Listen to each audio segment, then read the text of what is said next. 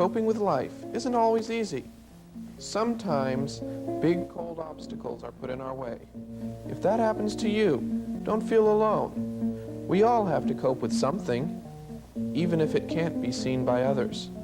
In this show, we are going to learn about those things that other people have to live with. How do they cope? How can we help?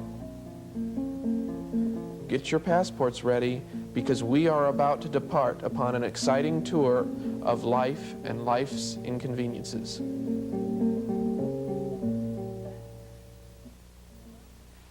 Welcome to Coping with Life. I'm Joyce Brooks. In a world that is not made for a small person, these persons of small stature, as they would like to be called, have chosen to view these obstacles as challenges. Gracie Oliver and Richard Crandall are two people who have met these challenges and who are also helping others to do so in their organization. They believe that size is largely a matter of perspective. Yes, now I want to thank you two for coming to Coping with Life. You are now part of our family. Thank you, David.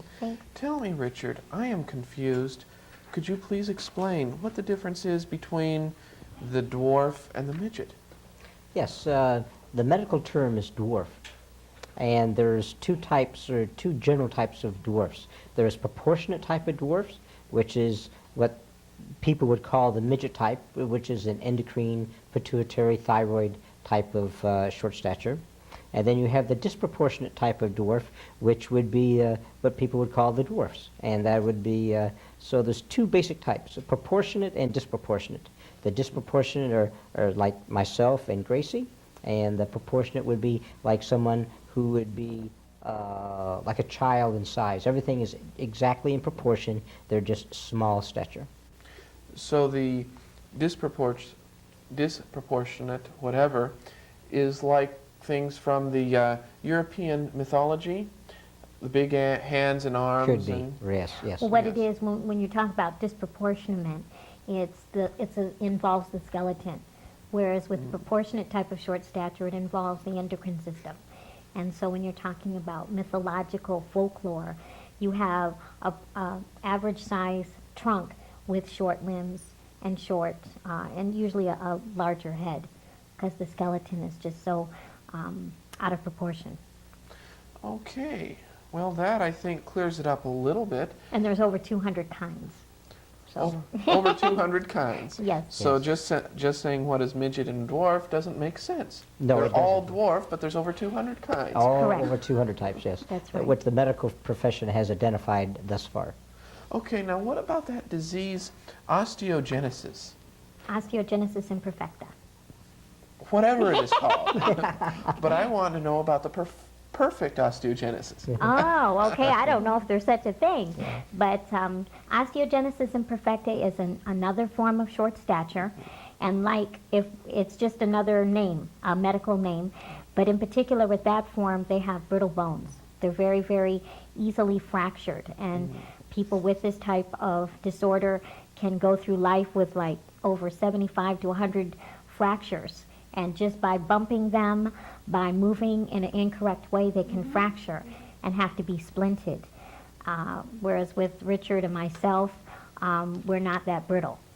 Now, anybody with osteogenesis, are they dwarfed? Most of the time, Yes. yes, most of Most the of time. the time, but not always. Not always, yes. And isn't it true that some people grow into some kind of an osteogenesis in older age? You're thinking of osteoporosis. Osteoporosis, Yeah. okay. And that's a little bit different, because with osteogenesis imperfecta, they are born with this collagen disorder in the bone. And with osteoporosis, which occurs later in life, it's because the bones are not getting enough calcium, so they're drawing it out of the system, and the bones are becoming brittle. So it's a little bit different. But One is like a genetic mutation, and the other one is due to a lack of something. right, Okay, and this would be after they stopped growing, so yes. Right. a worst case, I believe they would what would you call it, degrow? I don't know. They say that when you get older, David and Joyce, that we shrink. God, I hope that doesn't happen. I'm 2'10", okay, and I'm stretching every day. Now, reading information from the Short Stature Foundation, there was a mention about a Turner syndrome. Yes, yes, that is one of the 200 types of dwarfism. This is a type of dwarfism that affects ladies only. And they have some peculiar characteristics that prevent them from being childbearing. They are not able to produce children. Now, is that a problem that all females of dwarfism run into? Not necessarily. Just Just that particular type of dwarfism. There are some of the pituitary type or some of the thyroid type of dwarfs that have a problem with bearing children, but it's more of a function of glands rather than a particular type of dwarfism. Did you want to say something on that, Grace? About Turner syndrome? About Turner? Turner syndrome is just, again, one of the 200 types of short stature, and it involves with the chromosomal anomalies that are going on with the body, so therefore the female does not mature in the proper fashion so that she can bear children and what have you. So it's just one of the 200. So And we keep them guessing. one of 200, and it's not necessarily what all female dwarfs have. Oh, no, no, no. It's, like I said, it's one of 200.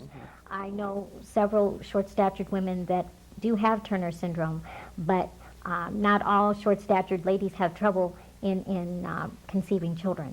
Okay. No, if that's the question. And one that would not.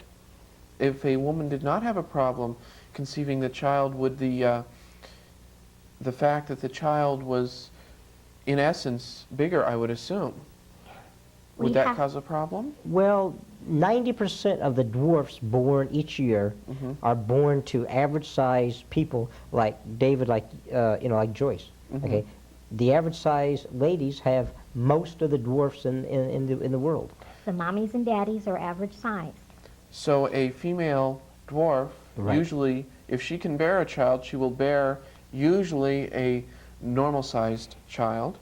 Not necessarily. It depends on who the spouse is. It depends on the type of dwarfism, and it depends if the lady is a dwarf and the husband is average size, like you, David. That has a bearing on whether the child is going to be short-statured or whether it's going to be average stature.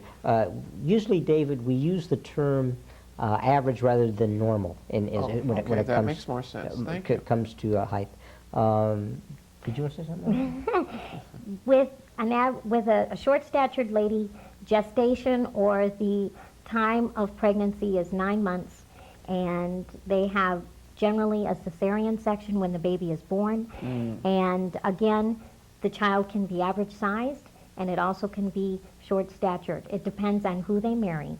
But it can, okay, but my question, I guess, you would answer, Gracie, by saying that if a female dwarf had an average-sized baby, then she would not have problems childbearing it, because she would not be bearing it in the standard manner. She would be having a C-section. Correct. There are a few, that happens in most of the cases. We know of a few dwarf ladies who have had the birth through the birth canal, and later on this has caused them tremendous problems later on in life. So the doctors today recommend that dwarfs ladies have cesarean rather than go through the other type of procedure. Makes sense. But what Richard was pointing out earlier is that 90% of our population in the United States have the parents, the mothers and the fathers are average sized. Richard's family, his parents are average sized. My family, my parents are average sized. So what it is with causing dwarfism is a random genetic mutation. And it's spontaneous in all human populations. It's not characteristic of one nationality or one race or one particular human type. It's random throughout all human populations.